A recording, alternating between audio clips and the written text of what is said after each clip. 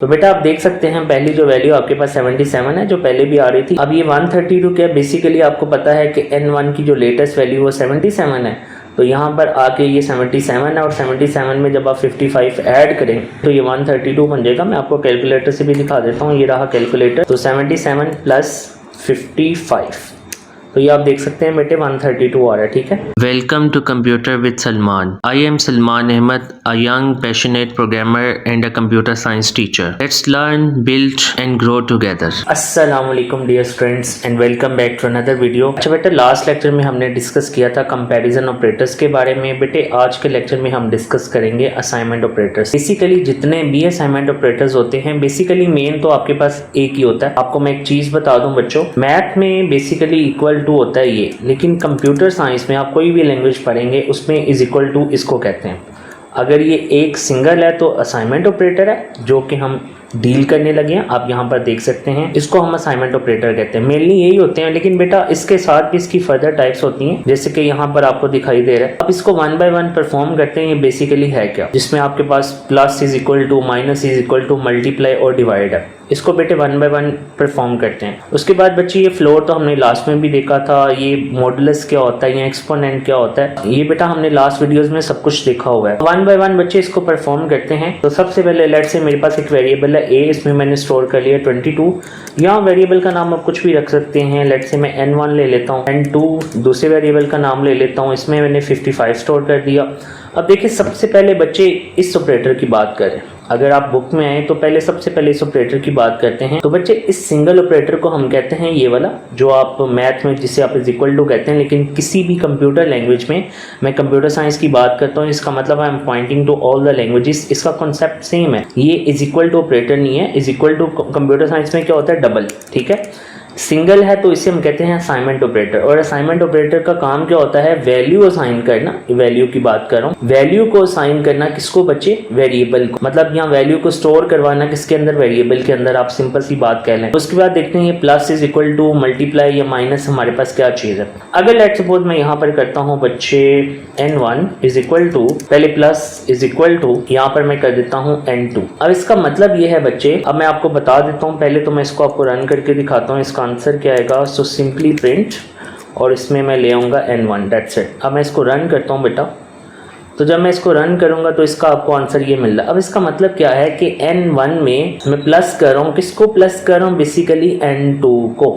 n2 में क्या store है, 55 और 22। अगर आप इनको काउंट करेंगे, जैसे बेटा यहाँ पर आप देख सकते हैं कि n1 में मैं प्लस कर रहा हूँ, किसको प्लस कर रहा हूँ, n2 को। या आप कह सकते हैं बेटा सिंपली कि n1 को मैं असाइन कर रहा हूँ एडिशन, किसका एडिशन, n2 का। और n2 में जो भी वैल्यू होगी वो n1 के साथ क्या हो जाएगी, ऐड हो जाएगी। अच्छा बेटा इसको सिंपली इसका मतलब क्या है, इसका सिंपल मतलब ये है, पहले मैं आपको कमेंट में बता देता हूँ। इसका बच्चे सिंपल मतलब ये है, n1 is equal to n1 plus n2। इसका मतलब ये है। अब इसका मतलब ये कैसे है, मैं आपको इस तरह भी करके दिखा देता हूँ। लाइक मैं इधर ले लेता हूँ n1 और इधर मैं कर लेता हूँ n1 प्लस n2, और इसको मैं कर लेता हूँ प्रिंट n1। ये देखिएगा आपको आंसर सेम देंगे। तो बेटा आप देख सकते हैं पहली जो वैल्यू आपके पास 77 है जो पहले भी आ रही थी। अब ये 132 क्या, बेसिकली आपको पता है कि n1 की जो लेटेस्ट वैल्यू वो 77 है, तो यहाँ पर आके ये 77 है और 77 में जब आप 55 ऐड करें तो ये 132 बन जाएगा। मैं आपको कैलकुलेटर से भी दिखा देता हूँ, ये रहा कैलकुलेटर। तो 77 प्लस 55, तो ये आप देख सकते हैं बेटे 132 आ रहा है, ठीक है। आप सिंपली इसको इरेज करते हैं। ये चीज़ वही है जो मैंने आपको बताया कि आप इस चीज़ को, इसकी मैं बात कर रहा हूँ, आप इसको इस तरह लिख लें या आप इसको इस तरह लिख लें बेटे, इस तरह इसकी बात कर रहा हूँ। इन दोनों में कोई डिफरेंस नहीं है। या इस तरह लिख लें, या बच्चे जो 3 लाइन में मैंने लिखा हुआ है आप इस तरह भी लिख सकते हैं। इन दोनों का मतलब सेम है, जो मैंने कमेंट में भी आपको बता दिया। इसी तरह बच्चे माइनस माइनस कर देगा, मल्टीप्लाई कर देगा, डिवाइड कर देगा। ये आपको पता है। फ्लोर क्या करता है ये भी आपको पता है, रिमाइंडर क्या करता है आपको ये भी पता है, एक्सपोनेंट क्या करता है एक्सपोनेंट का भी आपको पता है। लेट्स से मैं इन दोनों का एक्सपोनेंट ले लेता हूँ फॉर एग्जांपल। अच्छा बच्चों, फर्दर मूव करने से पहले आपसे छोटी सी रिक्वेस्ट है, इस वीडियो को लाइक करें, शेयर करें और इस चैनल को सब्सक्राइब करें। हम इसको भी परफॉर्म कर लेते हैं एक्सपोनेंट वाले। मैं इसको इरेज करता हूँ, थोड़ी छोटी वैल्यू ले लेते हैं, 5 और 2 ले लेते हैं। आप इसका एक्सपोनेंट ले लेते हैं, तो n1 एक्सपोनेंट के लिए आपको पता आपने लगाने हैं डबल स्टैटिक, ठीक है। Double static is equal to, simply आपने इधर n2 कर देना और इसको प्रिंट कर देना। So print n1, that's it. तो आपको ये कुछ एक्सपोनेंट दिखाई देगा। आपको पता है 2 की पावर 5 क्या होगा, बेसिकली 32। आप इसको इस तरह लिख लें, यहाँ बच्चे आप इसको इस तरह लिख लें, रिजल्ट इज इक्वल टू, आप थर्ड वेरिएबल डिक्लेयर कर लें, result is equal to n1 exponent n2।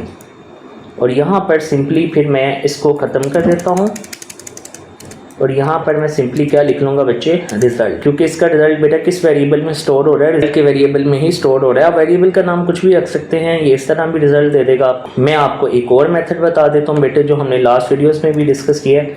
आप सिंपली इस तरह भी कर सकते हैं, n1 power n2, that's it. आप इस तरह भी कर सकते हैं, ये चीज़ें वही हैं, लेकिन क्योंकि यहाँ पर हम इस टेक्निक को सीख रहे हैं तो बेटे मैंने आपको ये भी टेक्निक बता दी कि ये कैसे काम करेगा। तो बेटे अब आपने करना क्या है, ये तो आपको पता है हमने डायरेक्ट वैल्यूज़ ली हैं, आपको पता है इन्हें हम हार्ड कोडेड वैल्यूज़ कहते हैं। और अगर आपको इन चीज़ों का नहीं पता तो बेटा पिछली वीडियोज़ को देखना ज़रूरी, ताकि आप इन चीज़ों को अंडरस्टैंड कर सको कि डायरेक्ट वैल्यूज़ क्या होती हैं, हार्ड कोडेड वैल्यूज़ क्या होती हैं, या डायरेक्ट मेथड क्या होता है। तो बेटा ये तो मैंने किया डायरेक्ट मेथड से। अब आपने इनडायरेक्ट मेथड से करना, मतलब आपने यूज़र से ये वैल्यूज़ लेनी है, n1 जो भी आप वेरिएबल डिक्लेयर करते हैं, और आपने ये सारा कुछ परफॉर्म करके इसका आंसर कमेंट बॉक्स में करना है। सो बेटा that was our today topic. अल्लाह हाफिज़।